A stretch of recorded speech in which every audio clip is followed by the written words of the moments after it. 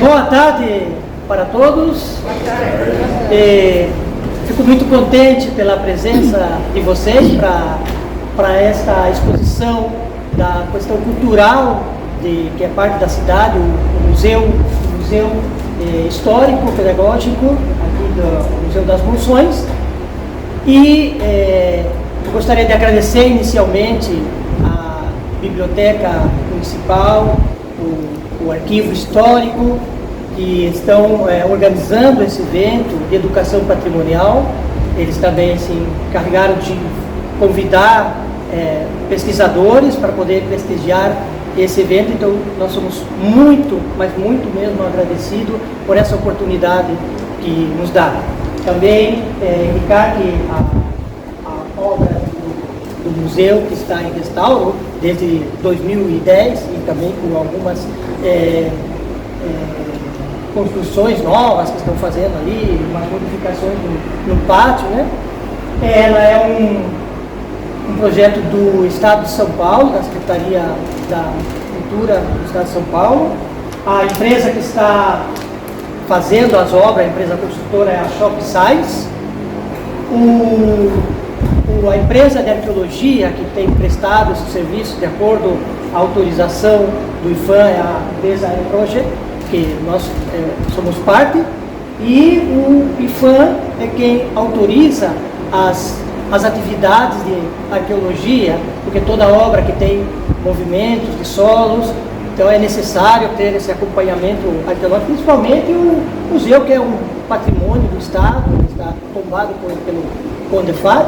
Então, e essa obra requer, é uma grande obra, né, que requer movimentos de solo, então a presença dos especialistas é muito importante. Então, está sendo seguido de perto também pelo Instituto de Patrimônio Histórico e Artístico Nacional. Nós temos aqui a senhora Hermina, que ela é representante do IFAM, então ela também está prestigiando aqui esta exposição que já vamos dar início.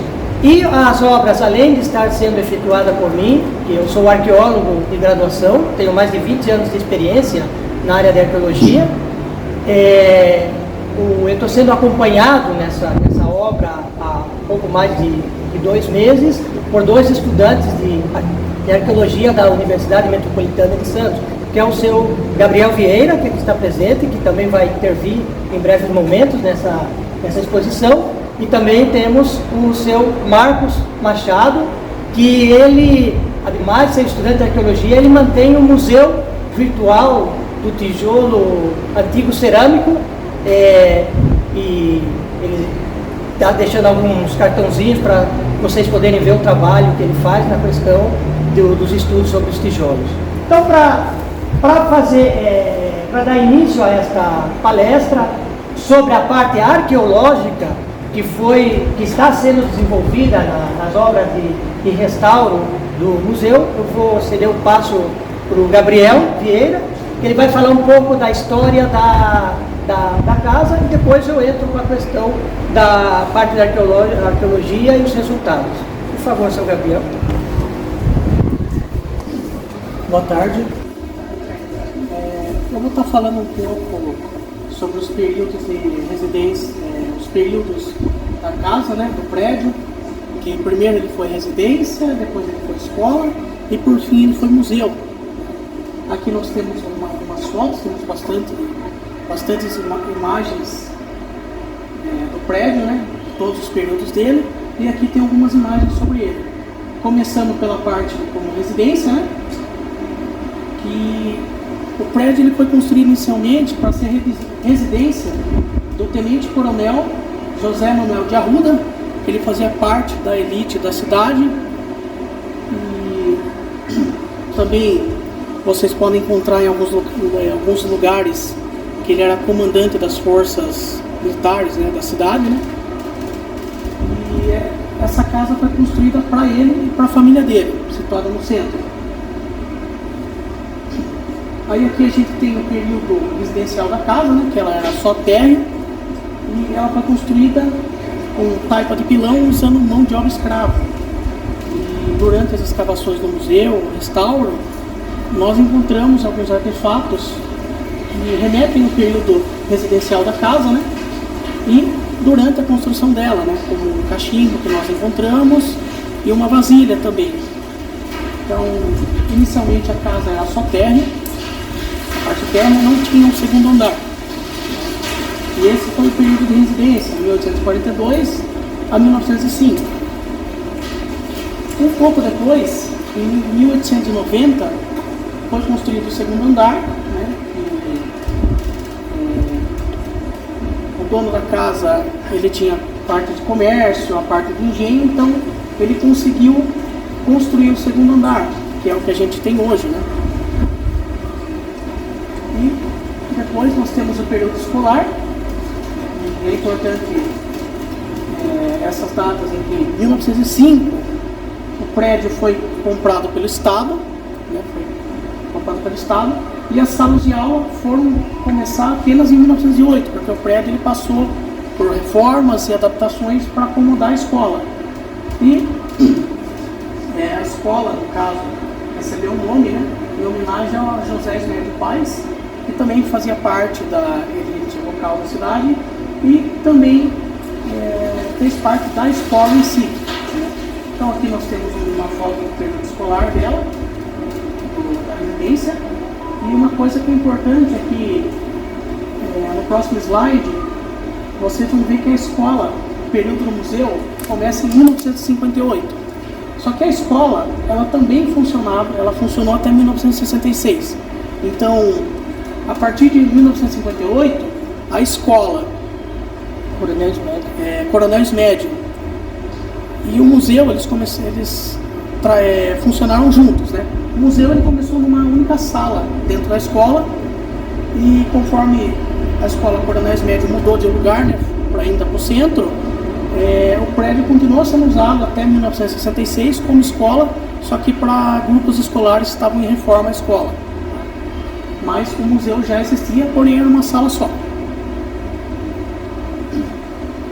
E aí, em 1958, nós temos o período do museu, né, que ele funcionou numa sala e depois, quando a escola saiu do prédio, todo o prédio ficou apenas para o museu. E nós temos aqui algumas fotos, né? Todas elas são de 1999, no período do museu. E aqui, nessa foto em particular, não sei se vocês conseguem ver bem, mas tem algumas exposições de animais empalhados, taxidermizados, né? Essa foto em especial do museu, algumas peças que estão à mostra dos animais, todas foram feitas pelo meu avô, João Campos Vieira, né? Ele trabalhou no museu por um bom período, trabalhou com toda a parte histórica de Porto Feliz, ele foi diretor, professor de escolas, né, na Capoava e no Pedro Fernandes, são duas escolas que nós temos em Porto Feliz, e também cuidou da parte do museu e do acervo, junto com outras pessoas, e essas peças foram todas ele que fez, né? Uma das especialidades dele era a taxidermia, que é empalhar animais para conservá-los. E também ele escreveu livros sobre a parte histórica do museu. 3 livros da parte histórica da cidade e outros livros de outros assuntos, mas ele sempre trabalhou muito com a parte de história. Ele era historiador e professor. Então é legal vocês pesquisarem sobre, né? Tem um livro chamado Porto Feliz Histórico, que é o último livro que ele escreveu, tem na biblioteca. Por enquanto, infelizmente, a gente só tem a parte física, já faz alguns anos que foi lançado, mas vocês podem encontrar na biblioteca aqui da cidade. E eu acho interessante ter mencionado porque ele sempre trabalhou com essa parte histórica da cidade, desfiles, com o próprio museu. Então, essa parte de história, ele também fez parte da história da cidade. Tá?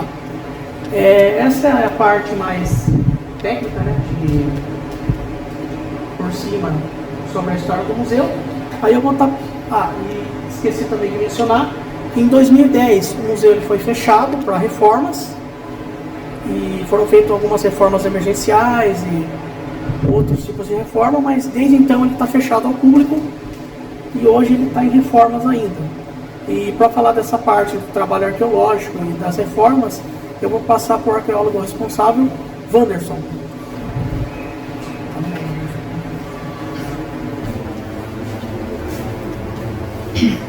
Bom, como indicou o seu Gabriel, o museu está fechado realmente desde 2010, então tem muita gente que não conhece o museu, que já são 14 anos que está fechado, falando da criançada que está vindo, mas com as reformas veio as atividades também de pesquisa arqueológica e, segundo a legislação, ela é desempenhada em diferentes fases.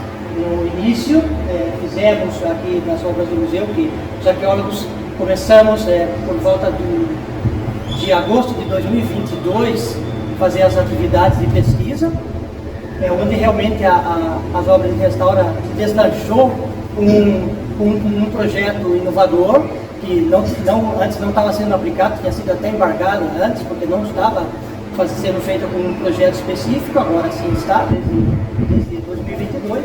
Então, a primeira fase da arqueologia, nós fazemos uma prospecção, nesse caso, prospecção interventiva, para verificar o comportamento do solo enquanto a questões culturais, já que se trata de um imóvel bastante antigo, que tem cerca de 180 anos.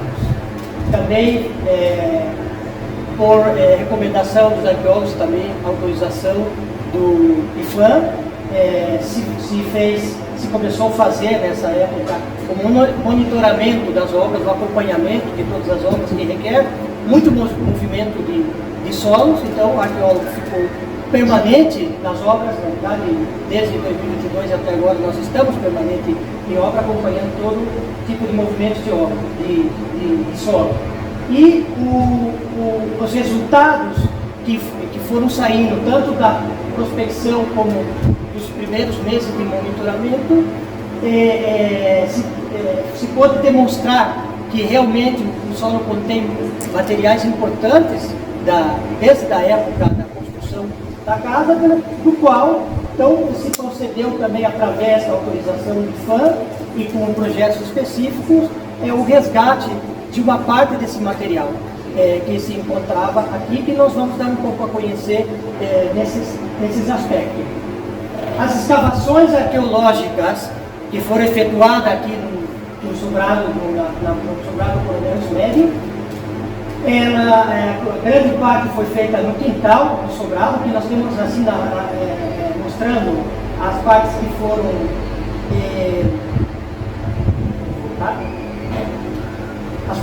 escavadas. Foram cerca de 155 metros quadrados de escavações no quintal, desde 1 metro até 1,5 metro de profundidade, aproximadamente. E também nós fizemos recentemente escavações no interior do sobrado. O piso começou a ser trocado, o piso antigo, que estava deteriorado, para colocar um novo assoalho. Então nós também aproveitamos fazer escavações nas salas do museu. Nós escavamos aproximadamente 5 metros no interior da sala. De todo o material recuperado até o momento, nós temos mais de 3.000 peças recuperadas nas escavações e no monitoramento, sendo a grande maioria, 65% de toda essa coleção que nós temos atualmente é de louça, que é uma coisa muito comum para sítios históricos, ao encontro, a abundância nas escavações do material de louça. E tem outros materiais, como ossos, vidros, que são comuns em sítios de índole histórica. A peça mais antiga datada que encontramos nas escavações é uma moeda imperial, do Brasil Império, de 1803, de 10 réis. Essa moeda, inclusive, ela é uns 40 anos mais velha que a construção do imóvel, porque o imóvel é a partir de 1842, mas aí ela continuava circulando. É uma moeda da Casa da Moeda de Lisboa. E aí foi encontrada outra moeda imperial que a gente não conseguiu identificar, ela está muito deteriorada. Também conseguimos encontrar moedas republicanas, a gente encontrou 100 réis de 1935 também, na rede de esgoto já obsoleta dos anos 40. O início da casa, como indicou aqui nosso colega, o Gabriel, foi construída com mão de obra escrava. Mas aí, dentro da arqueologia, nós buscamos evidências daquilo que foi escrito na documentação. E uma delas é esse cachimbo, que a gente considera que é dos escravos. Agora, logicamente, nem todos os cachimbos a gente pode associar à época africana dos escravos, porque o tabaco ele começou com os indígenas, e aí foi levado para a Europa, se alastrou pela África. Então eles também, os africanos, como os europeus, consumiam bastante tabaco. Mas o interessante de associar esse cachimbo em particular com a mão de obra escrava é porque ele foi encontrado dentro da parede de taipa de mão, no barro. Então quem estava produzindo deve ter deixado cair, e aí ele foi na parede, ficou eternizado lá na parede, até que veio o arqueólogo e encontrou o cachimbo. Então nós associamos esse cachimbo justamente por esse motivo, pelo contexto que ele foi encontrado. Mas não é o único. Nós temos este pote de cerâmica com essa iconografia de incisa, que foi encontrado no estrato mais antigo das escavações que nós fizemos, a quase 1,5 metro de profundidade, que está realmente na época da construção da casa de 1842.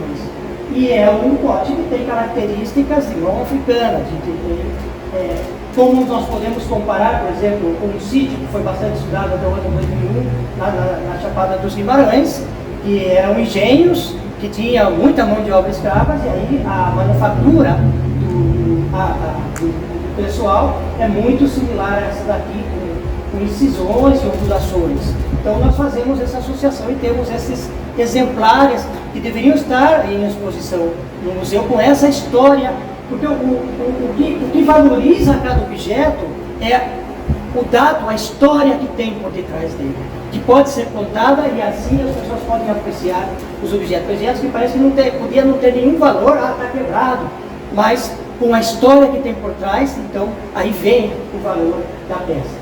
Essa é a escavação principal que foi feita no pátio da casa, tem quase 100 metros quadrados de escavação, e aqui nós recuperamos muitos materiais da época da casa.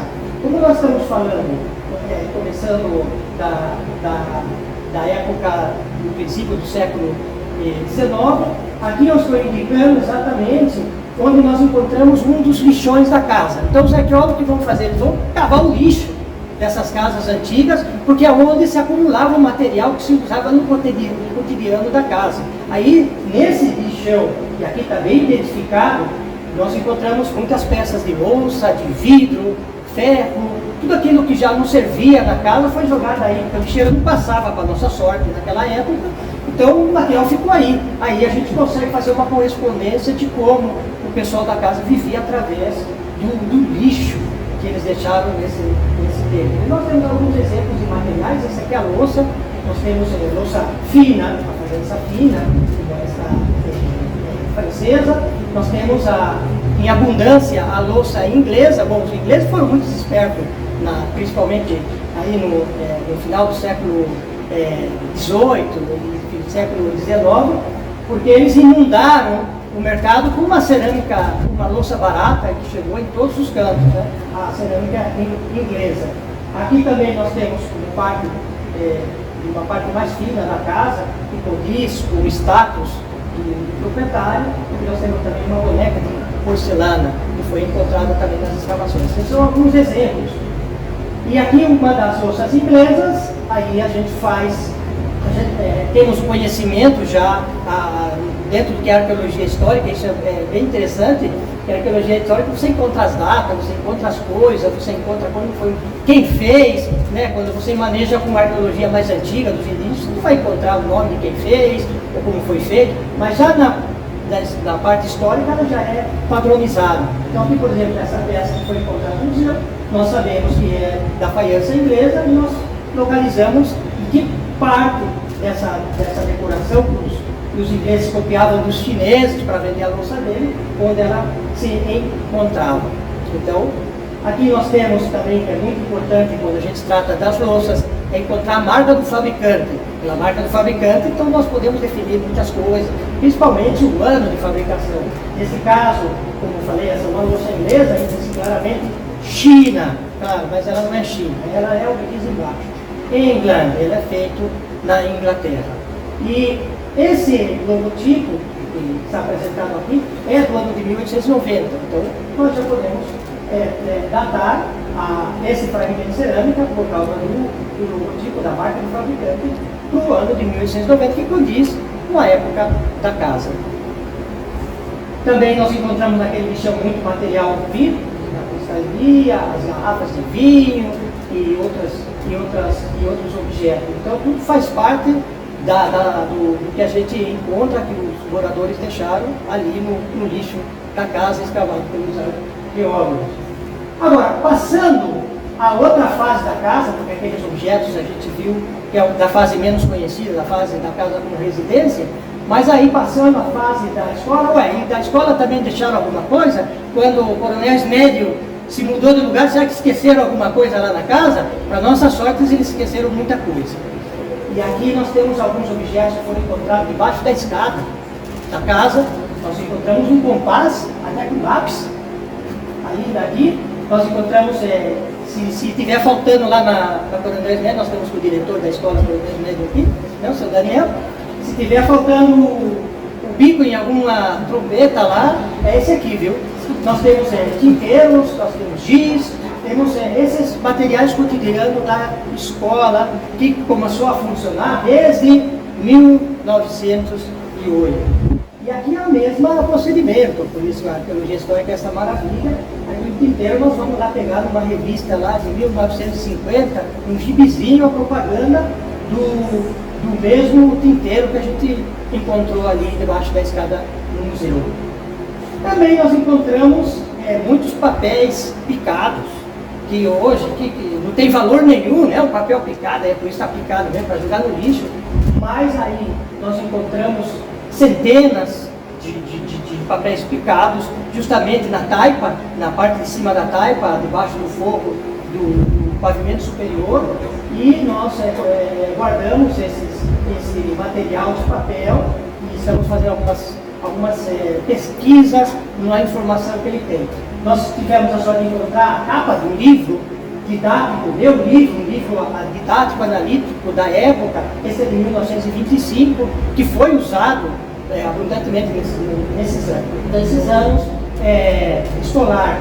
Nós encontramos juntamente com essa capa aquele fragmento de calendário de 1926, nós encontramos aqui um selo de 1933, nós encontramos um manuscrito com a data de junho de 1914. Não dá muito asas para pensar, já eles estão bem determinados enquanto a idade. Então, dos papeizinhos, que agora tem muita importância histórica, a maioria dos papeizinhos corresponde a números, a tabuadas, multiplicação, coisa dos estudantes da época. Depois também tem textos manuscritos, desenhos, tem impressos, os impressos são cortes de jornal, tem também bulas de medicamento. Então ainda está em estudo porque foram quase 300 papeizinhos picados que nós ainda temos que continuar analisando. Esse é o mais especial de todos, porque esse está com nome e sobrenome de um estudante da época, de 1925, seu José Eulário Diniz. E aí nós estamos lançando, através daqui do amigo, seu Sidney, através das redes sociais, para ver se a gente está com a família, a gente já tem uma boa noção pelo estudo que se está fazendo no seu Sidney. E essa é a letra do seu Sidney, copiou o nome porque não é muito legível agora na fotografia, mas é assim que se vê. Então nós gostaríamos de prosseguir a pesquisa e estar com uma família do seu José Eulário Diniz em 1925, 26. Outra coisa interessante que chamou bastante atenção é a questão das decorações das paredes internas das salas do museu.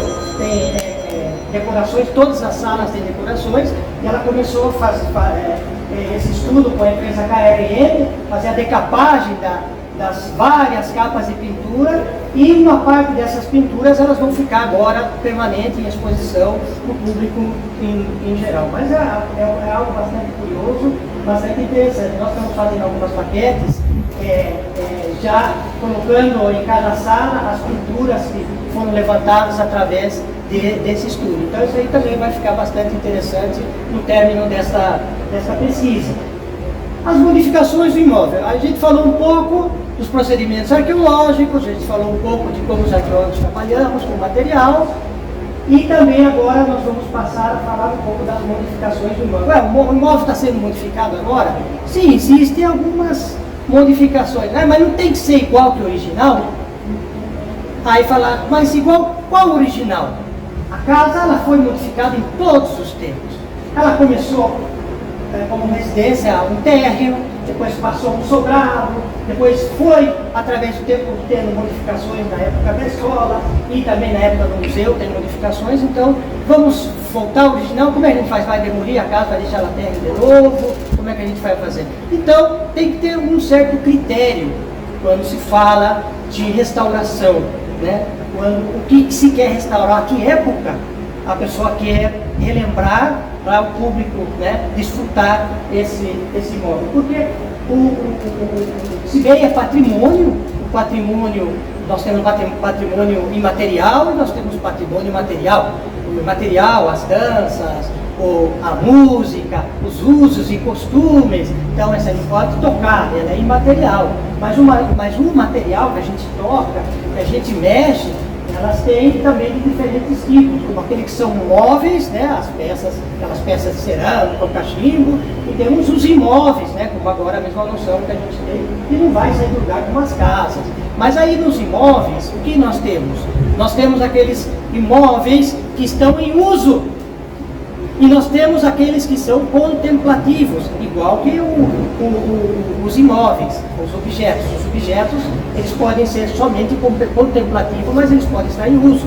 Agora, quando se está em uso, o coronel médio, o sobrado, ele está em uso desde 1842 até hoje.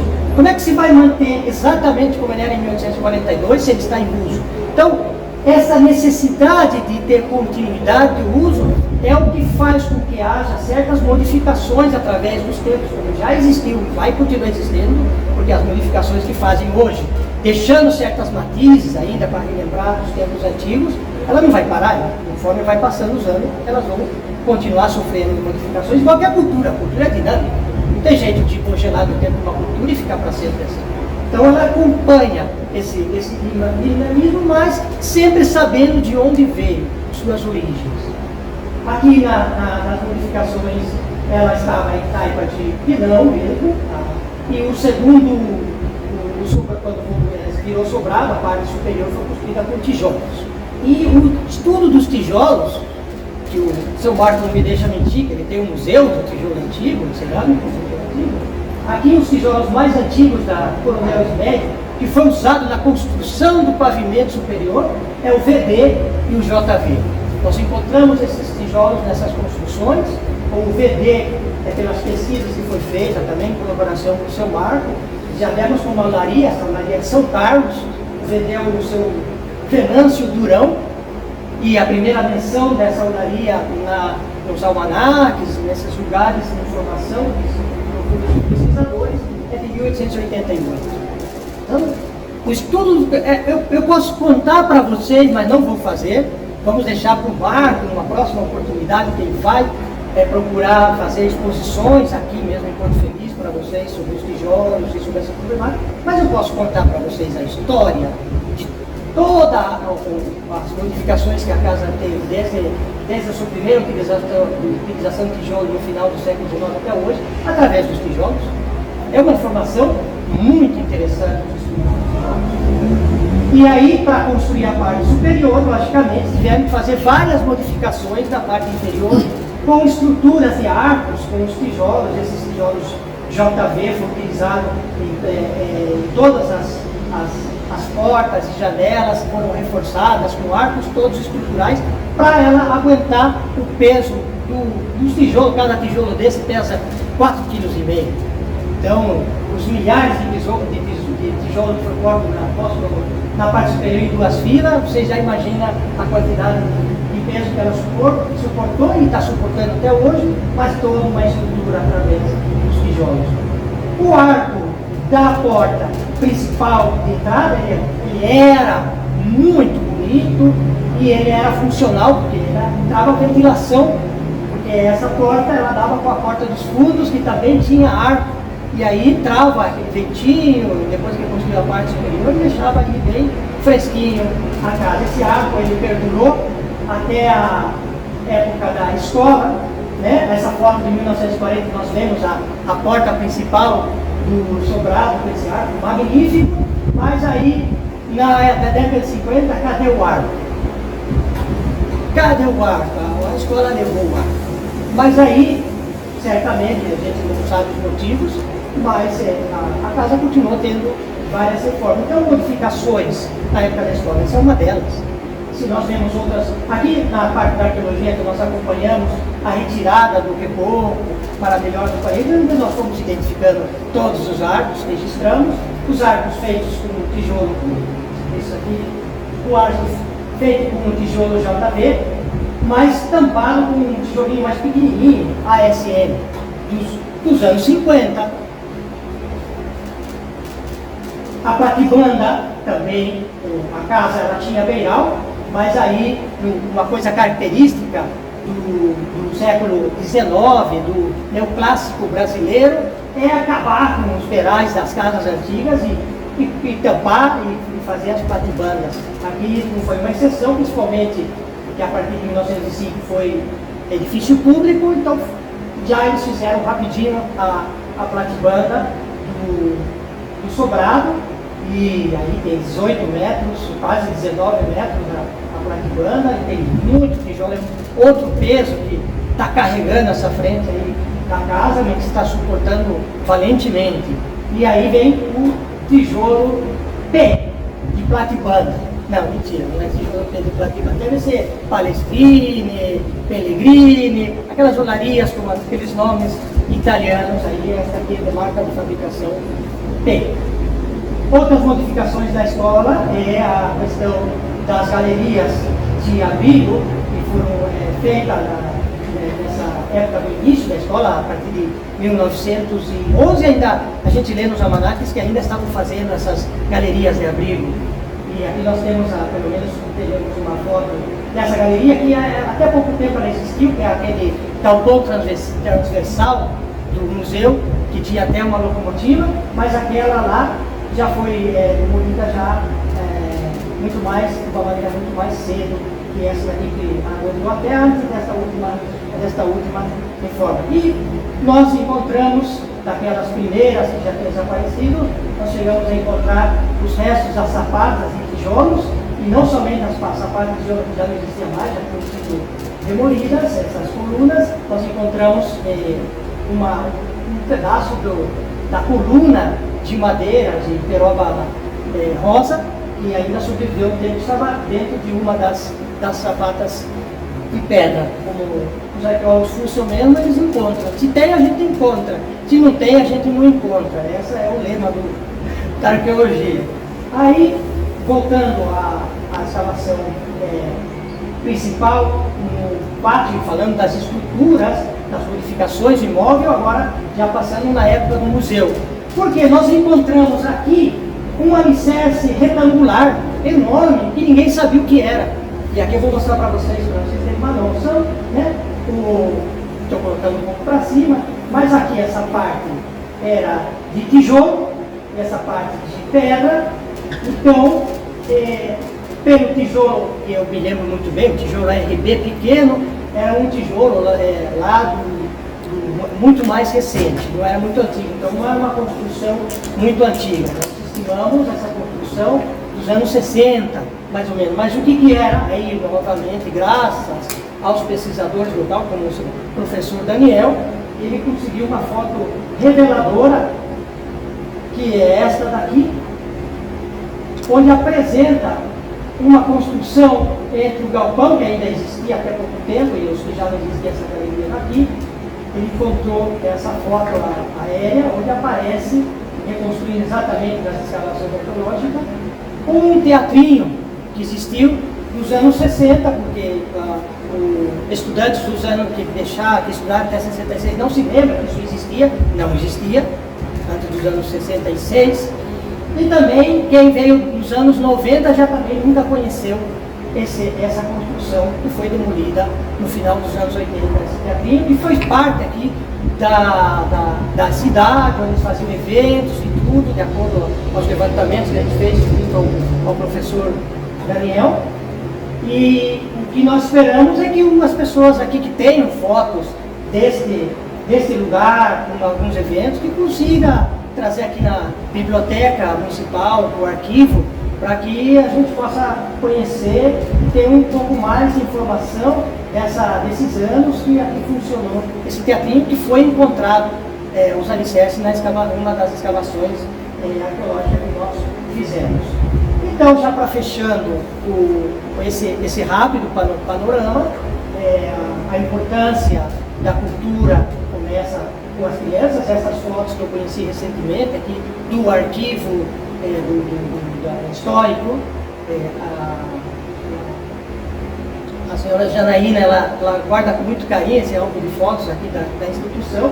Nós vemos essa foto com as crianças dentro do museu quando estavam em funcionamento. É o que a gente deseja que novamente venha a ocorrer. Alguma coisa nesse sentido nós resgatamos de acordo com a legislação do mesmo IPHAN, que prevê a educação patrimonial, como nós estamos agora fazendo essa divulgação. Ela faz parte desse programa do IPHAN para a arqueologia e certamente para outras atividades que o IPHAN também faz.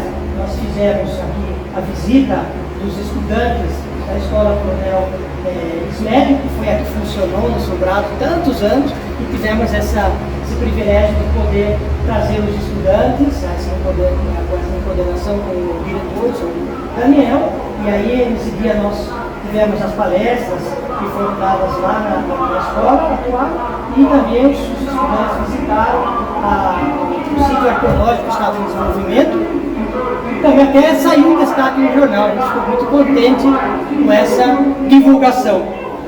Então, se vocês tiverem alguma pergunta, nós aqui estamos para responder, mas eu agradeço muito pela atenção.